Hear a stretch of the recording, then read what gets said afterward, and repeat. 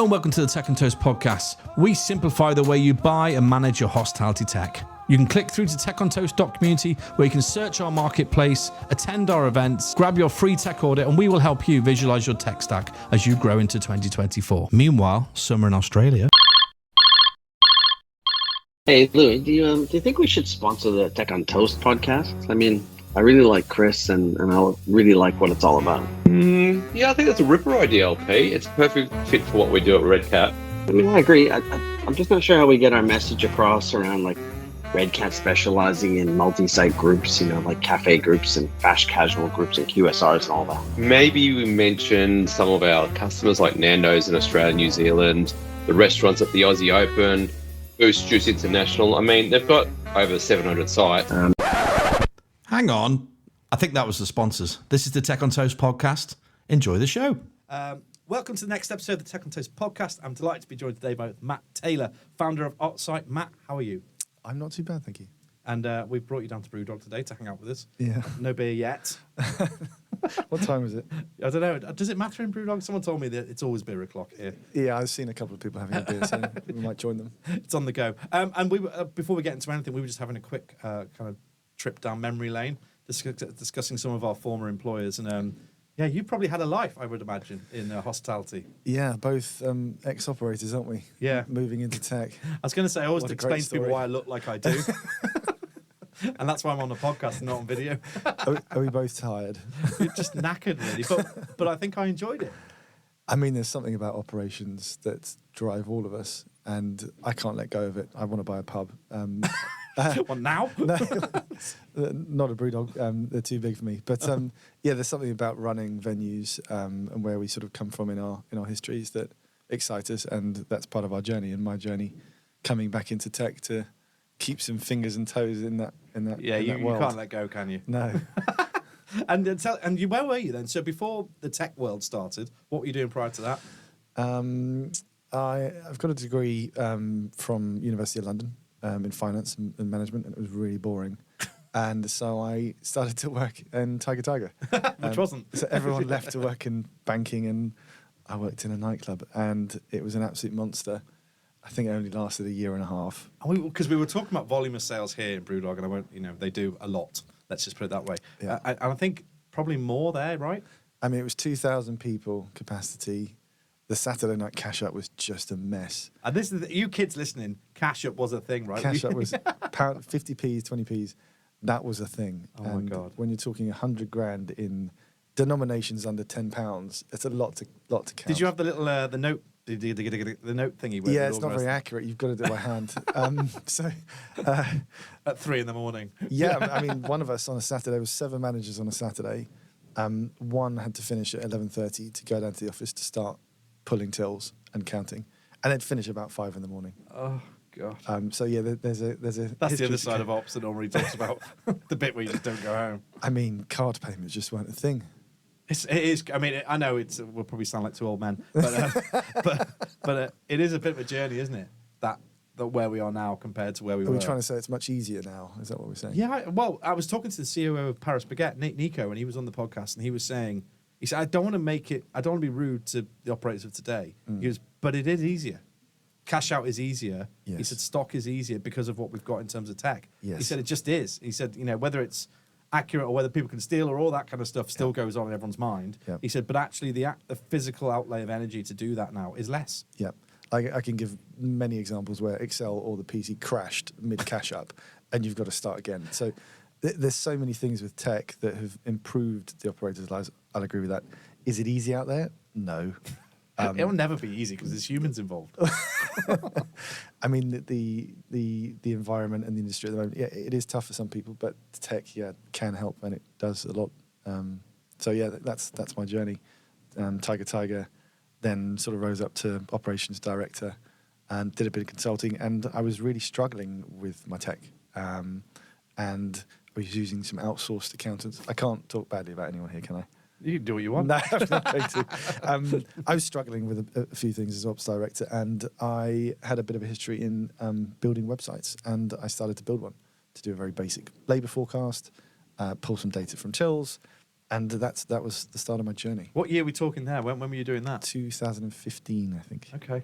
So Fourth, obviously, were doing their thing at this point. They were out there kind of owning most of that narrative. Yeah. So we used a number of different products, Excel being the main one, that great Excel product. And I just thought I've got to try and fix this. I need quicker information. I had no idea what's going on. So trying to pull till data and rotors and forecasting, all that sort of stuff was part of the original beast. But I'm not a very good coder.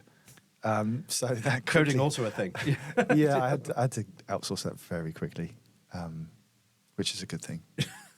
Yeah, that's also not time efficient, isn't it? No, I've also learned that coding is for people who are just Have brains and stuff. insanely intelligent. Yeah, I've got meetings every 2 weeks with the boys, and they talk about stuff I just don't understand. You just nod and smile. I just giggle in the corner. And what's that saying about you've got to be the dumbest guy in the room? Yes, I said that the other week. 100%. I had a really good panel at the Bar and Tech Show, whatever they call it now, Hospitality Tech Expo, and I had the CEO from Acrylic on our panel. She was so smart. Mm-hmm. And I remember saying at the start, just make sure you're the dumbest person in the room, right? Because she was very clever. And with Opsyte, I suppose your operational gearing, I suppose, that led you to that point, I think lacks in a lot of product sometimes. I think that when you look at a tech product that's been built by someone who doesn't have that experience or can't influence someone with that experience, becomes a longer journey. Do you think you were faster getting there? Before we talk about what it actually does, do you feel like you got where you wanted to get quicker because of what you know? Yes and no. I think that I realised quite quickly, and you may agree with this, everyone does something slightly differently. We're all trying to achieve the same result. Yeah. But there's so many nuances in everything that we do, whether it's building a rotor or caching up or using a till, that not a single product can cope with everyone. And hence why there's 750 of them. which is why we have a lot of competition. Yeah. You look at a simple restaurant, you've got a till system, it may be great, it may not be, but in that restaurant's lifespan, they will probably have to change because the way the business adapts. Yeah. If you look at COVID, people went into COVID with till systems and sort of the script changed and the delivery and the collection and everything that tills, or some tills weren't used to or prepared for, really changed quickly, and those that adapted got more sales. And people change the till system a lot. And as we were just saying, you've got groups and lots of groups that have multiple till systems, which makes things even That just blows more my interesting. mind. Yeah. I mean, I think changing EPOS, even 5 years ago, maybe 7, is something that most people wouldn't take on lightly. It'd be like, oh God, really? You want us to change the tills? Mm-hmm. Sounds horrific. But as you say, with growth or with change of tech or the advancement of AI, or whatever you think in terms of what these magical things can do now, I think people are finding it not easier, but are looking at more opportunities around POS and what they can do. Yeah. I just think that they see more opportunity potentially, I think. Yeah, and with all these things, they're just becoming more powerful. Yeah. And some of the stuff that we see is very exciting from till. And I hate to ask you this at the start, but all-in-one versus best-in-class, where do you sit? Since you have a few products yourself, sir. But yeah. I've got to say, we're in the middle. Such a politician. We're never going to be the best at one specific thing. I think from where I come from, my pain points were I didn't want the best in class. I wanted a simple enough system that my team could use it, Yeah. that I could understand it and get the information quickly. Because let's be honest, the focus is front of house. Yeah. The focus is team, sales, business. It's not sitting in the office for hours labouring over some beautiful beast that you've created. You've got to get on the floor, and that's the kind of the background I was bred in terms of hospitality.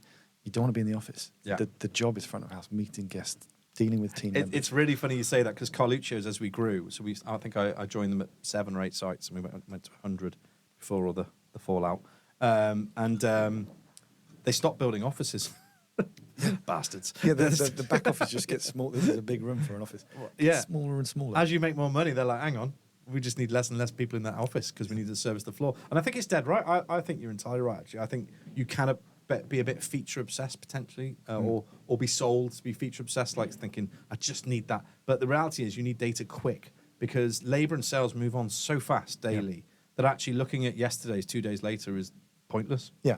We caveat that by saying we do listen a lot to our clients as they all do things differently. Yes.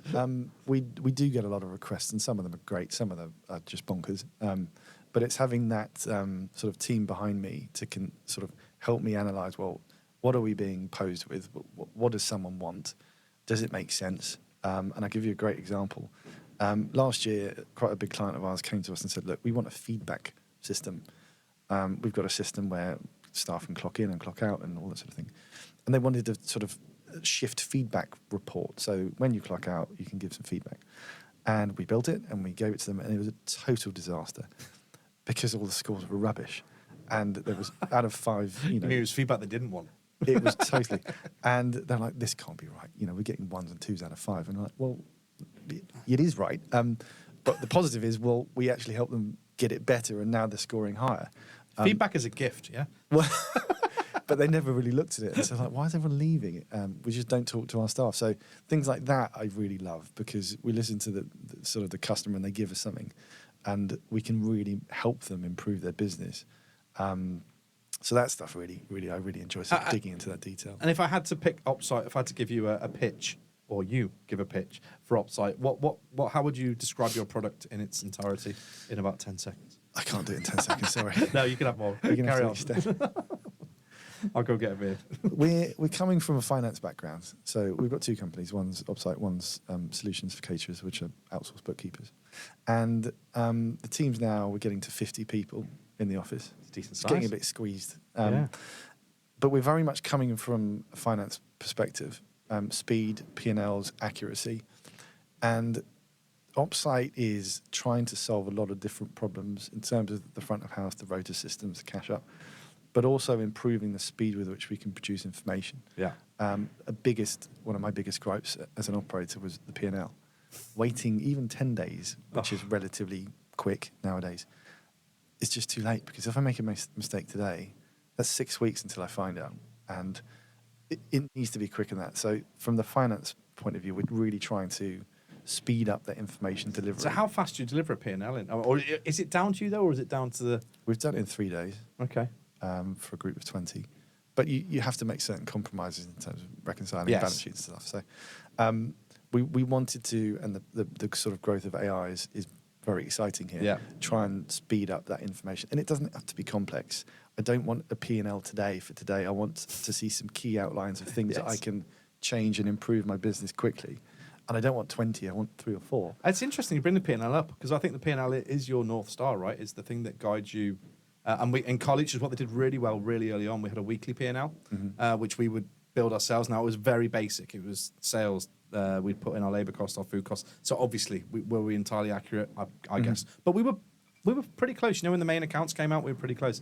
But having that ability as an operator to see where I was at mid-period or week 3, whatever it was, it really gave me I was competitive. I'm sure you were. Were you? Yeah.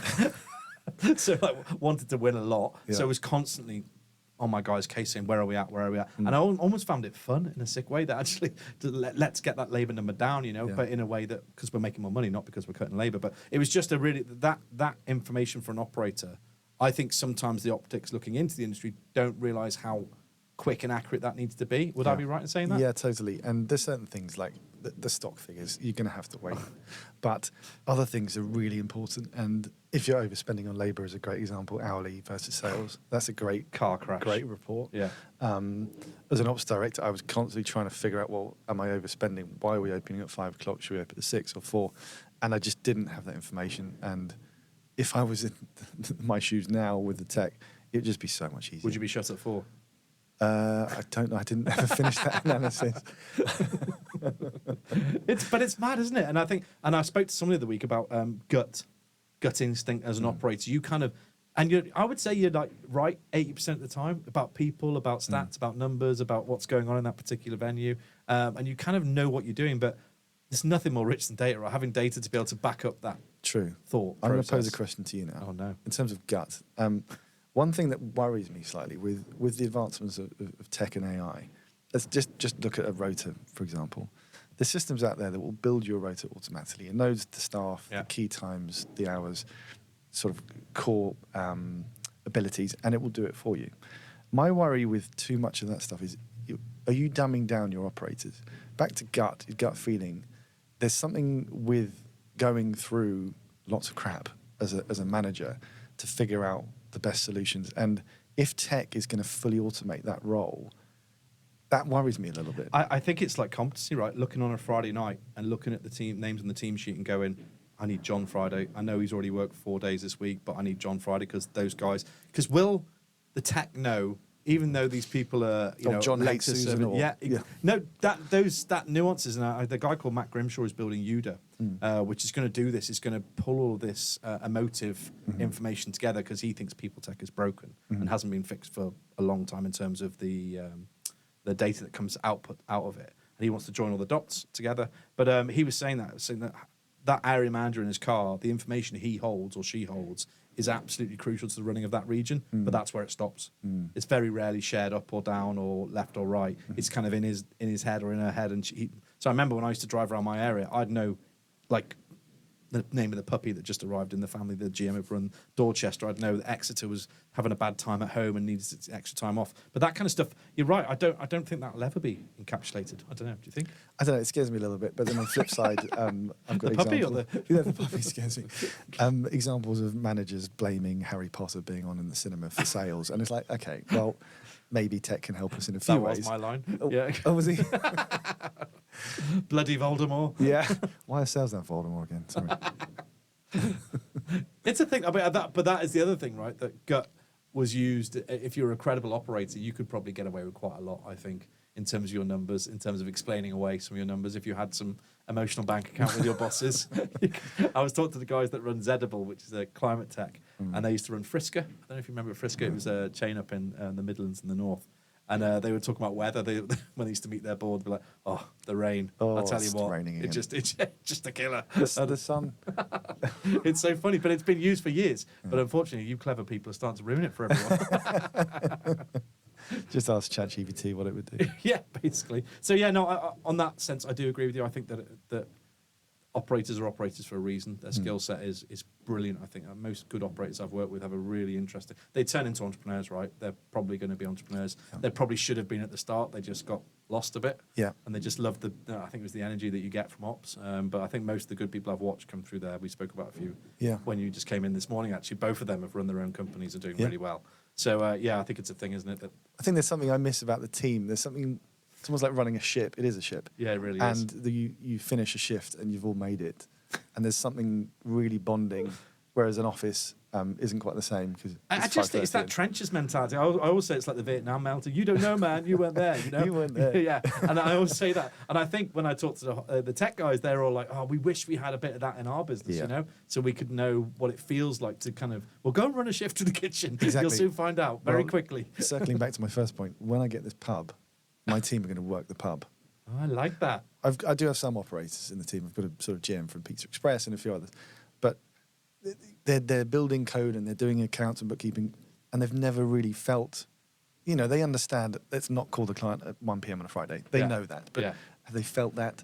And do they know everything about the stock the stock system? They chase for stock figures, but do they understand why they can't get it? Well, Yeah. someone's lost the keys to the store cupboard, or I mean, you go for the one that is the most bloody common. Where Yeah. are the keys? I don't know. I don't I had know. them when I was out at 5 a.m. and wherever we were. yeah. So I'd like to buy a pub, and I know S4 Labour have got some pubs, and I'm quite jealous. Yeah, they have. They have. Because I'd love to put some team And members. a young man called Bernard who built Labour Productivity for Forth.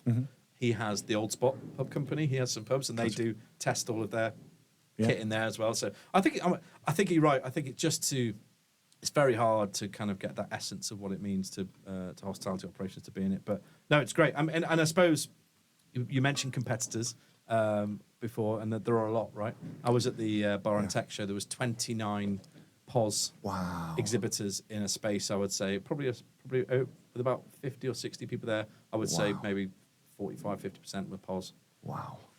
And I called it Posland for the 2 days that I was there, and I love all of them dearly. But for an operator, how the hell do you pick? How do you choose? Yeah, it's why I look at the marketplace that we're doing, trying to work out how do you. I really want to give everyone the access to be able to, look great and tell people about what you do, and it's just you can't service everybody. It's just impossible. Yeah, there are a lot. So yeah, I mean, you've got a lot of competitors in your space as well, I'm sure. How do you kind of bring you to the surface when you're having conversations with operators, or how do you kind of position yourselves? I think back to our background, it's the finance, it's the process, the automation. How do we improve things? Again, we're not going to be the prettiest, fluffiest thing in the world, but how do we improve the business and try and give some analytics and data behind what we do to help you guys? We've got a lot of till system integrations. So 29's a lot. We integrate with 15 or 20. And Come on now. They're all different. Catch up. And that's such a nightmare. It would have made you sad if you were there. Yeah, more integrations. Yeah, I mean, it's great to have this sort of level of competition. It's great to see what other people are doing, and the market's huge, and there's space for everyone. So That's the one thing that I found out with Tech on Toast recently. I was telling you just before we started about these operators who are totally random. Like, I've never heard of them, probably never would have, and they're turning over between 10 and 15 million in their 6 or 7 pub chain, doing a great job. Yeah. And actually with tech stacks, they've kind of built accidentally, just through, like you said, just through growth, and then need some help. And I suppose with your financial approach, I'm guessing you're quite consultative then, are you, with your customers? Yeah, we can be. We get a lot of calls about certain things, generally not about EPOS. We get a couple, but not another one. Yeah, people do come to us for that sort of advice, and it's hard to be impartial because, you know, we build relationships, we've got partners, but we have to be, and we have to try and look at the business and go, well, what do we think? Give them some options. Yeah. And they can then make those phone calls and make their own decisions. And they can have to live with them. And if you're when you're working with these customers, are they? What level of people are you working with? I suppose so. Cause I'm sure it depends on the size of group that comes to you, or if it's an independent. But what kind of people are dealing with the tech? I always get I was just saying to you before that there's a commercial director and operations manager I was dealing with. What kind of people are managing the tech before you guys come and get involved? The GMs have always got input. Yeah, they've used sway. something, or I've always, my Excel's the best, and I don't want to use a system. That's I'm on 4.0. Yeah, I'm on 5. But yeah, it's mainly the sort of finance directors and area managers, owners, operators, that sort of thing. What I really enjoy is being on the calls with the GMs after, the decision's been made, to listen to their feedback, to hear how we can improve the system. As I said before, we're getting sort of requests all the time for things, and just sort of enjoying talking to people. Well, why would you do it this way? Yeah.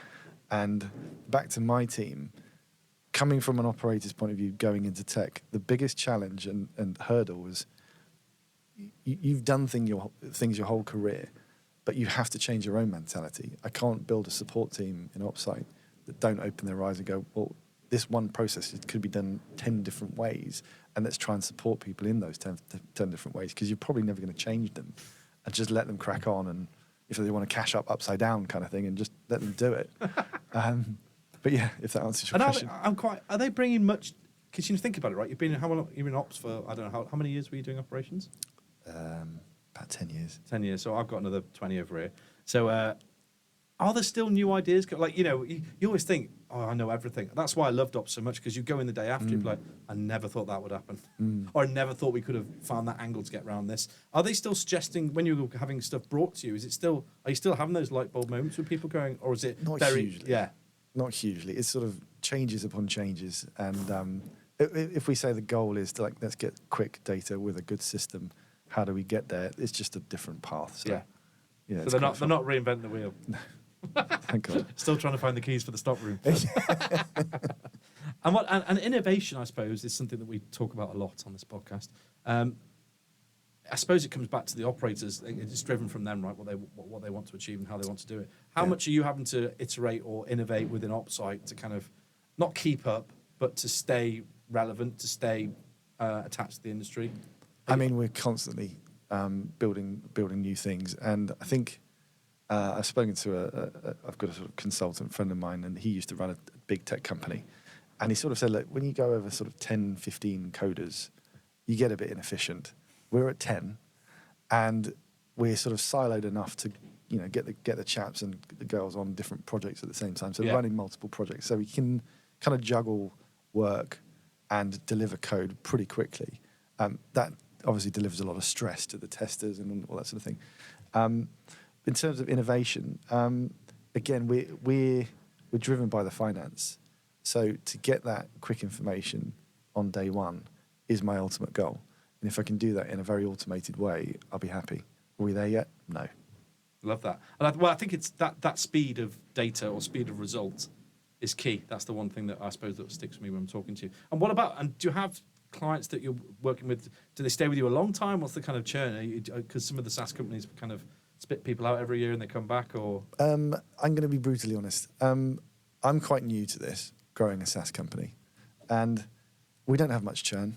I don't know why.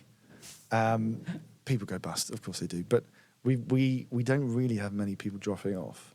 And I think we're about 60% year-on-year growth. But that's because people stay with us and they sort of talk to their friends and go, oh, this is a cool product you've probably never heard of.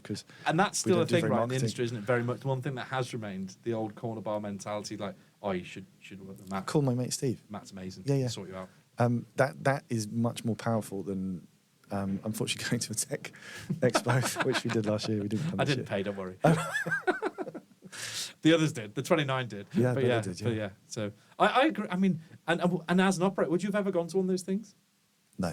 Me neither. No, I never would. I didn't even know half this world existed actually when I was an ops. You know just you're do going your to get job. sold, yeah. And I was probably too bullish. I would have said, well, I can find out stuff myself. I don't need to go and stand in a room and get sold to.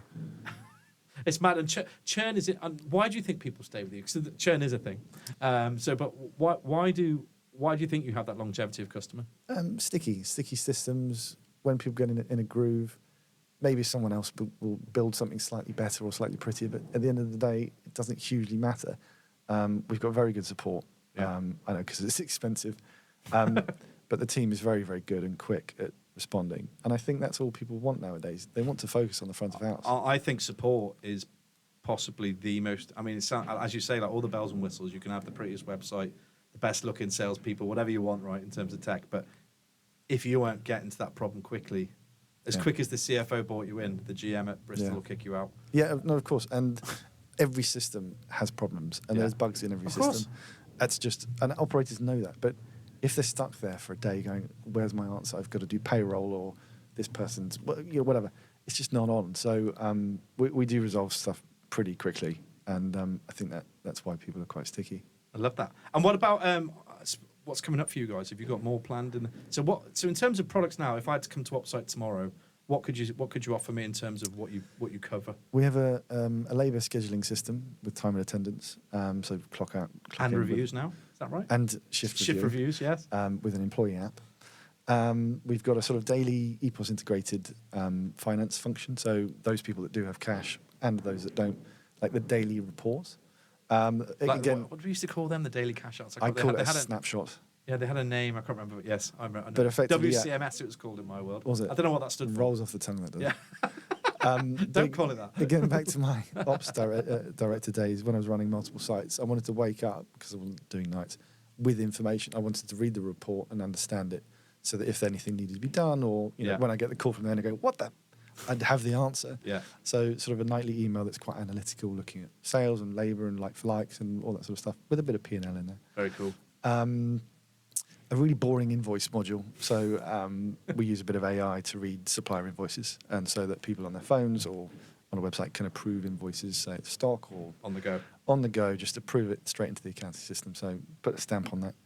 And then something we've just released is sort of our Insights, which is analytical platform. Oh yes. So pulling everything together and go, right, what reports would you like to see?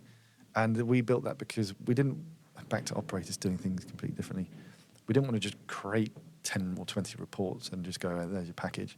We wanted to listen to customers. So someone would call us up going, I really want to look at, I don't know, the number of fish fingers I've sold versus how many times Susan has called in sick or whatever. Yeah. We just create the report, but we create them in a scalable way. So if the next person wants to see something similar, and that's become really quite popular over the last couple of weeks. And it's got a genius name, Insights, like Opsyte. yeah, with a Y. Brilliant. I just remember what the WCMS was. It was the weekly cash management system. Oh, nice. Yeah. Was it an Excel or? No, it was paper. I mean, literally, it was. I Paper. think it was an Excel. Yeah, we'd put in the cash variances each night and then Yeah. send it off to some poor accountant That's in an office exciting. who felt sad, and basically just rang you up and said, "You've stolen, or it's somewhere." Doesn't So yeah, he said, add up, "Find yeah. it now." But yeah, and Insight is that's fairly new, isn't it? It's about 2 months old. Okay. So and people are picking that up, and I can go anywhere with that. I can look at, as long as you're looking after my reporting system around this product, so I can go and measure stock, labor, whatever. As long as you're using at least one of our Day parts. modules, Yeah. we can give you some sort of analytics. And it may be just simple as we'll integrate with your till, get the data out, and just get you some reports. But yeah, people generally go for the whole lot, and we can kind of build great stuff off it. And that Flashy kind of, dashboards and everything. that's your Flash Weekly Excel dashboard. Yeah. Very nice. Replacement. And what's coming up then? So you've got, what, 4 or 5 products there? Or Halo products, I would Couple, say. yeah. Yeah. What have you got coming up? I can't really tell you. Well, that's rubbish. You're on a podcast. You have to. We've just, I've got a shareholder Right. called WNT, and I've brought their lovely bottle here with a sticker from my daughter of a crusty butterfly. Good. Thank you. We've just built them something called Trunkbox. Yes. So we are rolling that out with them to all of their clients, and that's sort of helping operators in the new world of tipping and all that Yes. mess that potentially is coming. We don't know what's going on with the government. Who knows? That's really interesting because I know that legislation's out now-ish. Waiting for the code of practice, so the detail is lacking. Some consultants writing that somewhere in a Westminster Tower. Probably. Yeah, it's interesting. And at that side of the bit, obviously we're sitting in Brewdog, and Mr. Brown has an involvement in that stuff. Yeah. But it's interesting, isn't it? I suppose it's not been touched a lot, has it? In terms It's a bit of a minefield, and It's- those like Tipjar and Trunkbox that are attacking that minefield, I think they're doing a great job. And I think it's going to become quite problematic for some operators. And the more help we can give them, the better. I think what you said around before about everyone does things a little bit differently. Oh my God! Welcome to Tronk. So yeah, If I'd known how complicated it was, that's so strange. If you'd listened to James's podcast, you would have never touched it. I wouldn't have touched it. Tronk and tipping is just, people do things so differently. And Yeah. I never realised that as an operator. Well, I think a lot of people. Yeah, me too. I just thought tips were tips, right? Yeah, just divvy it out and Take it. No. Well, we used to do the coffee, the coffee cup in the night and spread it on the table, and everyone take their 50p's. But it's changed, right? Every single one is different, which is great. But trying to build a system for that has made me lose all my hair, I think. Yeah, and I think tipping generally. We were talking very briefly about tipping before you sat down about how one person left your company to go to I say your company, Yeah. where you were working to where I was Because working. you paid out more tips. Yeah. apparently, generated more money. But in London, at that point, I don't know if it's still the same down here. Is tipping still driving people's behaviour in terms of where they work? Because then it I did. don't know. I definitely chose where I work based on how quickly I could fill my Pringles jar. Honestly, mate, I had dollars in that thing. And I don't know the behaviours, but yes, it's interesting, and I think next year, if they ever release the code of practice, I don't think they have to, it's going to be interesting. Okay, relying on the government, not great. And if people want to get in touch with Opsyte and get some insight, if they'd like to, how do they get hold of you? Not me directly, please. Depends what email you give or Just- what website. Yeah, just go to our website and click on the lovely button. Was and it opsyte.com? .com. Right, that's really simple. Really I think I'm getting from you here is simplicity. Yeah, Speed and I'm on an easy simplicity. life. I've got 2 very small children, How small are they? 2 and 4. Oh God, you're in that bit. Just yeah. gone to school. Mine are all like really old and How old? 16, 60s. 16 and Tegan. Sorry, Tegan. 13. Not that she ever listens to this. You've put me off having 3 kids. That was it. Oh yes, Yeah, that was our initial chat. Yeah. Planes are built for 4, holidays for 4. Yeah. Yeah, my life's over. Like we just can't go abroad anymore. It's just At all. You can, but last time we went, I don't know if anyone cares, but we're going to tell it anyway. But but last time we went to Cyprus this summer, and because Shay's a bit older now, he's an adult basically in terms of TUI. So Nix and my little one had to share with us, and Tegan and Shay had their own room in a resort nowhere near us. What? The same resort or a different? Yeah, in the resort, Oh, right. but like it's a big resort, right? Yeah. So it wasn't like we're next door, and even though we requested all that, it didn't happen. So they ended up being in this room, and they absolutely loved it. Did I mean, they? they had a ball. But I came in the first night; they'd knocked the air conditioning off the roof. Good. Yeah, that kind of stuff. So and they'd worked out a way of riding on the beds around the room. That's a good You know, idea. so yeah, and good Shay trying alcohol for the first I time. was going to say, are they drinking? Yeah, he was. I Well, don't know if she was. Here's a question. My 2-year-old Is not drinking. Is the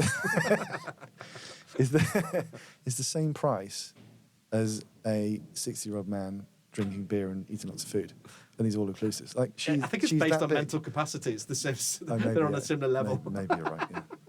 Yeah. Anyway, look, I don't know where that ended up there, but She doesn't really- drink, I promise you. She should just milk.